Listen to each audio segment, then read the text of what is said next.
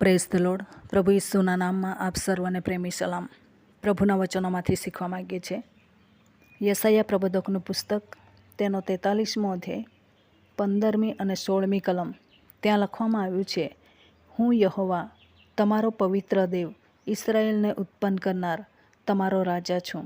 જે યહોવા સમુદ્રમાં માર્ગ ને ચપરા પાણીમાં રસ્તો કરી આપે છે, જે રથ તથા ઘોડાને, લશ્કરને તથા શૂરવીરોને બહાર લાવે છે, તે હું છું. તેઓ ભેગા સૂઈ જાય છે, તેઓ ફરી ઉઠશે નહીં. તેઓ બૂઝાયા છે, તેઓ દિવેટની પેઠે હોલવાયા છે. આ વચન ઇસરાયેલ લોકો જ્યારે મિસરમાંથી નીકળ્યા એવા સમયમાં લાલ સમુદ્રના બે ભાગ કર્યા. જબરા ધસમસતા પાણીમાં પ્રભુએ પોતાની પ્રજાને માટે, પોતે ઉત્પન્ન કરેલી પ્રજાને માટે, પસંદ કરેલી પ્રજાને માટે એમણે ધસમસતા સમુદ્રમાં જબરા પાણીમાં રસ્તો કરી આપ્યો. એ રસ્તાની આજુબાજુ દિવાલ રૂપે પહેલાં પાણી થઈ ગયા.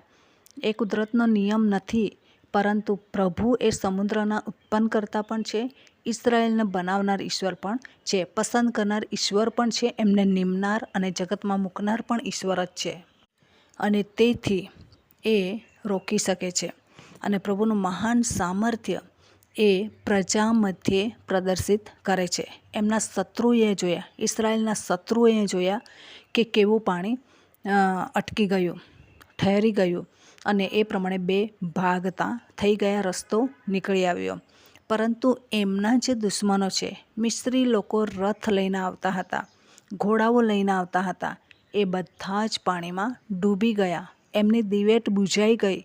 ફરી કદી એ લોકો જોવામાં આવ્યા નહીં. એમની લાશ ઉપર દેખાતી હતી, એમની લાશ ઉપર એ પ્રમાણે દેખાતી હતી. તો એ જોઈને ઇસરાયેલ લોકોને બહુ જ આશ્ચર્ય થયું. અને પ્રભુ એની ઉપરની કલમમાં, 15મી કલમમાં કહે છે, હું તમારો રાજા છું, હું રાજા છું, તમારા માટે કંઈ પણ કરી શકું છું બચાવને માટે, પણ તમે મારી પવિત્ર પ્રજા બનો. હું પવિત્ર છું અને પવિત્રતાની અપેક્ષા રાખું છું. તો તમે એ પ્રમાણે બનો, તો હું તમારા માટે કામો કરીશ. ઘણી વખત આપણને એવું લાગે કે પ્રભુ આટલા મોટા કામો બધા માટે કરી રહ્યા છે, પરંતુ નહીં.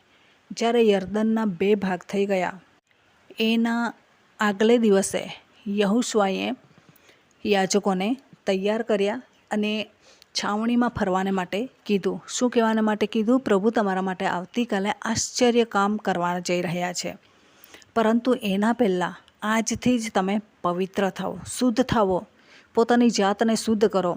છાવણીઓમાં ફરી ફરીને શુદ્ધતાનો ઢંઢેરો પીટાવવામાં આવે છે. કહેવામાં આવે છે, જો તમે શુદ્ધ નહીં થાઓ, પવિત્ર દેવ કામ કરવા જઈ રહ્યા છે, તમે શુદ્ધ નહીં થાઓ, પાપ સાથે તમે એ યર્દન નદી ક્રોસ કરી શકવાના નથી. વિશ્વાસથી એ ક્રોસ કરવા જઈ રહેલા છે, પરંતુ પ્રથમ તમારે પાપોની કબૂલાત કરવી પડશે. તમારામાં જે અશુદ્ધિ છે એ દૂર કરો, તો પ્રભુ આવતીકાલે આશ્ચર્ય કામો કરશે. એ જ પ્રજાનો દેવ યહોવા હતો.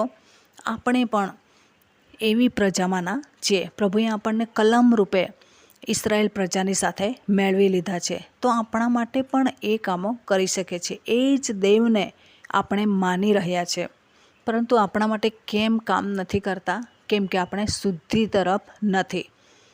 જગતની જે બધી બદબૂ છે એ આપણામાં આવી ચૂકેલી છે. અને પ્રભુને કહીએ છીએ, અમારા માટે બી ઇસરાયેલ લોકોની જે મોટા મોટા કામો કરો, ચિહ્નો અને ચમત્કાર કરો, ચમત્કારો કરો અમારા માટે, પરંતુ નથી થતા.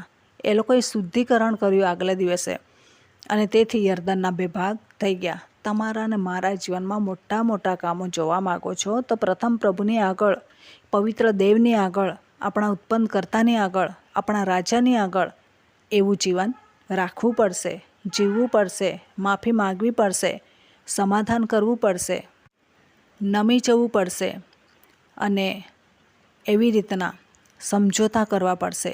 પાપ સાથે નહીં, આપણી જે આડાઈ બડાઈ છે એવા લોકોની સાથે સમજોતો કરવાની જરૂર છે. આપણું જેવું બંધારણ છે એવું એમનું પણ બંધારણ છે.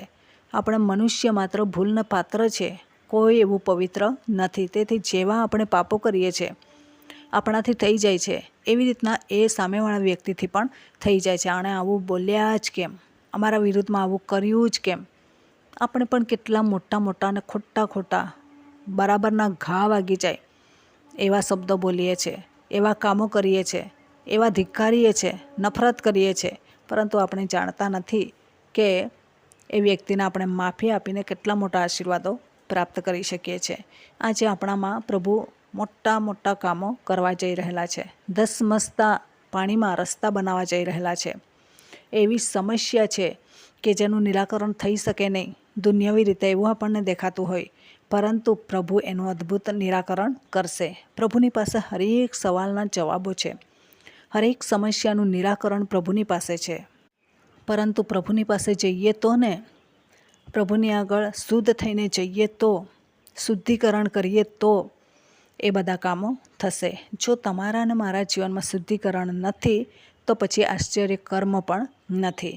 આ દિવસોમાં પવિત્ર દેવની આગળ ઊભા રહેવાને માટે પવિત્ર બનવું પડશે, શુદ્ધ બનવું પડશે, અને તેમના રાજ્યમાં વધુ વધુ કામો કરવાને માટે, આશ્ચર્ય કર્મ જોવાને માટે એકવાર પોતાની જાતને દીન અને નમ્ર બનીને પ્રભુના ચરણોની આગળ લાવવી પડશે.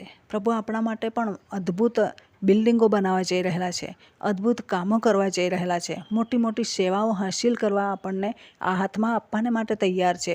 પરંતુ નાની બાબતોમાં વિશ્વાસુ નથી, વફાદાર નથી, તો પછી મોટું કામ કોણ સોંપશે? કોઈ નહીં સોંપે. 10 રૂપિયામાં વિશ્વાસુ અને પ્રામાણિકપણું નથી તો પછી મોટા મોટા કામો કોણ સોંપશે? આ દિવસોમાં પ્રભુ આપણા માટે અદ્ભુત કામો કરી રહ્યા છે. તો પ્રભુના રાજ્યને માટે પ્રથમ તો આપણે શુદ્ધ થવાની જરૂર છે. રાજાની આગળ જવાને માટે, રાજા તરીકે સ્વીકારવાના હોય તો પછી શુદ્ધ થવાની જરૂર છે. આપણો દેવ પવિત્ર છે. પવિત્રતાની સુંદરતાએ તેનું ભજન કરવાનું છે અને પ્રભુના આશીર્વાદો પ્રાપ્ત કરવાનું છે. તો આ વચન પ્રમાણે જીવન જીવવા પ્રભુ આપણને સહાય કરે. વચનનો આશીર્વાદ પ્રભુ આપણને સર્વને પૂરો પાડે. આમેન. પ્રાર્થના કરીએ.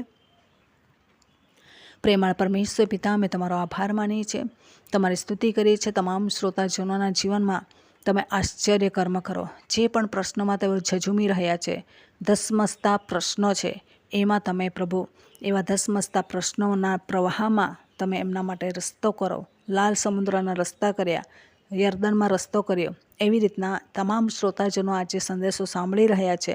પ્રભુ એમના જીવનમાં પણ રસ્તા કરો અને પ્રભુ અદ્ભુત કૃપાથી તમે એમને નવાજો, આશીર્વાદિત કરો. તમારા રાજ્યની વૃદ્ધિને માટે તમામ શ્રોતાજનોનો ઉપયોગ કરો અને પ્રભુ તેઓ સાક્ષીરૂપ બને એવી કૃપા અમે માગીએ છીએ. આ દરેક બાબતોને પ્રભુ તમારા લોહીની અંદર કવર કરી દેતા આ પ્રાર્થના પ્રભુ ઈસુના મૂલ્યવાન નામની અંદર માગીએ છીએ. માટે સાંભળો, સ્વીકારો, માન્ય કરો.